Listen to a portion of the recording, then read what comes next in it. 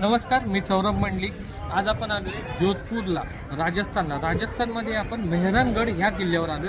तुम्ही बघू शकता समोर विष्णू पुराण ह्या एक किताबातलं एक पेंटिंग आहे, ज्या शिवजी यांचा विवाह सोहळा दिसतोय तुम्हाला। तर तुम्ही पाहू शकता भगवान शिव नंदीवरती बसले, त्यांच्यापुढे वैष्णवांची वरात आहे, भूत प्रेत यांची वरात आहे। त्याच्यापुढे तुम्ही बघू शकता की पालखीत बसलेले कुबेर देवता आहे, कुबेर देवतांच्या पुढे अग्निदेवता आहे, अग्निदेवतांच्या पुढे नंदीवरती बसलेले यम आहे, यमाच्या पुढे तुम्ही पाहू शकता हत्तीवरती बसलेले इंद्र देवता आहे, इंद्र देवतांच्या पुढे तुम्ही हंसावरती बसलेले विष्णू भगवान आहे, आणि विष्णू भगवानांच्या पुढे तुम्हाला 5 साधू दिसतात, ते सप्त ऋषी।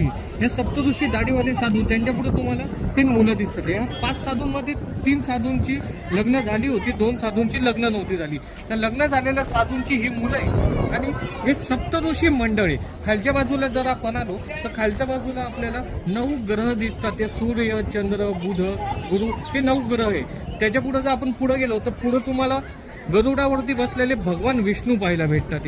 अशी ही भगवान शंकराची वरात आहे, जी पार्वती मातेच्या घरी चालली आहे। तर ह्या वरातीमधून एक माणूस अचानकपणे गायब झालाय, आणि अचानकपणे गायब झालेला माणूस तो पार्वती यांच्या शयनकक्षेत, म्हणजे आता ज्याला आपण बेडरूम म्हणतो, तिथं तो प्रगट झालाय। तर आपण ते बघू पुढच्या पेंटिंगला।